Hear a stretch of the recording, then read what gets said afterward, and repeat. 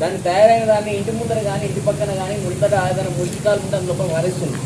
పారేయడం వల్ల ఏమైందంటే ఈ వర్షాకాలం లోపల అవన్నీ పదార్థాలన్నీ కుళ్ళిపోయి గలీజ్ వాసనతో పాటుగా మనకు దోమలు ఈగలని అభివృద్ధి చెందాయి. ఆ దోమలు ఈగలు అక్కడ వాలిన ఈగలు ఏవైతున్నాయో అవి మన ఇంట్లోకి వచ్చి మనం తినే ఆహార పదార్థాలు వాలినట్లయితే ఆహార పదార్థాలు మనం సేవించడం వల్ల మనకు వాంతులు, విరోచనాలు, ఈ తలనొప్పి, కలరా అనేది వస్తుంది. అదే దోమల అభివృద్ధిని మనం కుట్టడం వల్ల మలేరియా, డెంగ్యూ, టైఫాయిడ్, చికెన్ గున్యా జ్వరాలు వచ్చి మనిషి చనిపోయే పరిస్థితి ఉంటుంది. ఎందుకంటే కొంచెం నిర్లక్ష్యం చేసినట్టయితే మనకు తలకు జ్వరం ఎక్కి మనకు మనిషి చనిపోతుండు. అంటే ఎన్ని ఖర్చు పెట్టుకున్నా కానీ మనిషి బతికే ప్రయత్నం లేదు. ఎందుకంటే మనకు రోగనిరోధక శక్తి కూడా తగ్గిపోయింది చాలా మందికి.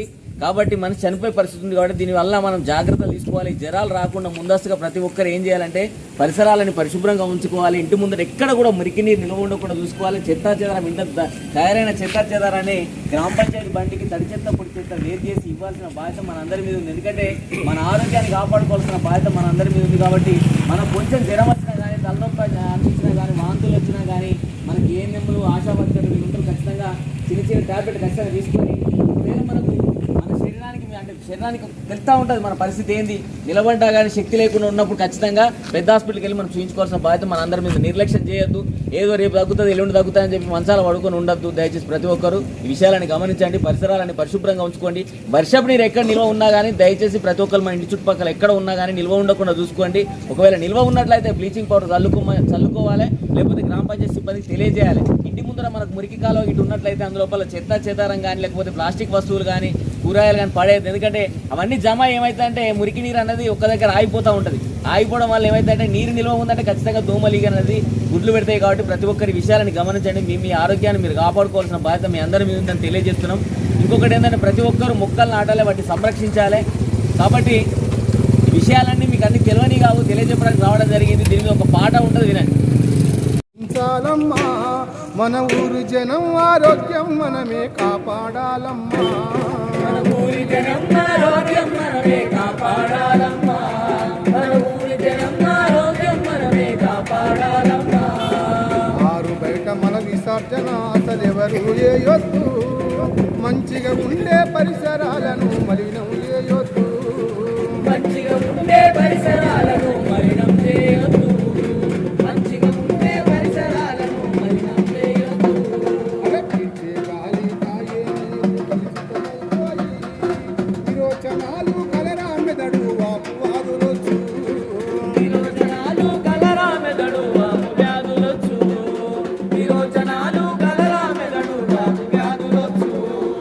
ఇంట్లో అంటూ తోమిన బట్టలు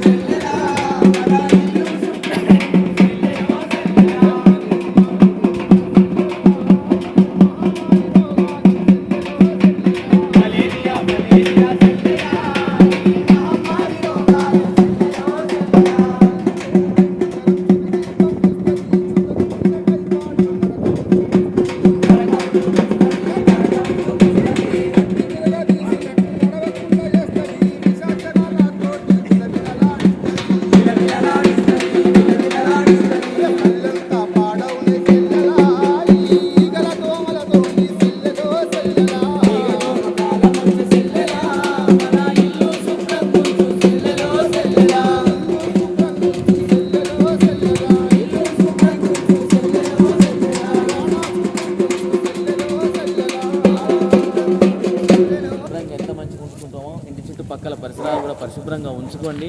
ఇంటి చుట్టుపక్కల ఎక్కడ కూడా మనం ఇదేంది వాడిన పనిముట్లు ఏవైతుంటాయో వ్యవసాయానికి వాడే పనిముట్లు కానీ లేకపోతే మనం కుండలు కానీ పాత చెంబులు కానీ పాత ఈ మన బిందెలు కానీ దయచేసి అక్కడ ఇంటి పక్కన పారేసి ఈ వర్షం నీరు అందులో నిల్వ ఉండి కూడా దోమలు ఈగలు అనేది గుడ్లు పెట్టి వాటి సంతతిని పెంచుకొని మన మీద దాడికి వస్తుంది. కాబట్టి దయచేసి ప్రతి ఒక్కరూ ఖచ్చితంగా పరిసరాలన్నీ పరిశుభ్రంగా ఉంచుకోండి. ఇంకొకటి ఏంటంటే మల విసర్జన మరుగుదొడ్డి లోపలే పోవాలి, బయట డబ్బాలు పట్టుకొని లేకపోతే కట్టకు కానీ పోవద్దు దయచేసి. ఎందుకంటే ఆ సంస్కృతి మానుకోవాలి. ఎందుకంటే ఆ మల విసర్జన బయట వేసినా కానీ అక్కడ వాళ్ళ ఈగలు కానీ దోమలు కానీ మళ్ళీ మన మీదకే వస్తాయి. కాబట్టి దయచేసి ప్రతి ఒక్కరూ బయట మల విసర్జన చేయొద్దు. మరుగుదొడ్డు లేని వాళ్ళు కట్టుకోవాలి, ఉన్నవాళ్ళు ఖచ్చితంగా మరుగుదొడ్డి లోపలే మల విసర్జన చేయాలి. పరిసరాలన్నీ పరిశుభ్రంగా ఉంచుకొని మీ ఆరోగ్యాన్ని మీరు కాపాడుకోవాల్సిన బాధ్యత మీ ఉందని తెలియజేస్తూ ఈ కార్యక్రమానికి సహకరించిన మన తాటుపల్లి మన కారోబార్ గారికి, మీ అందరికీ మరియు ఆశా వర్కర్లకు ప్రతి ఒక్కరికి పేరు పేరున కృతజ్ఞతలు తెలుపు ముగిస్తున్నాం. Thank you.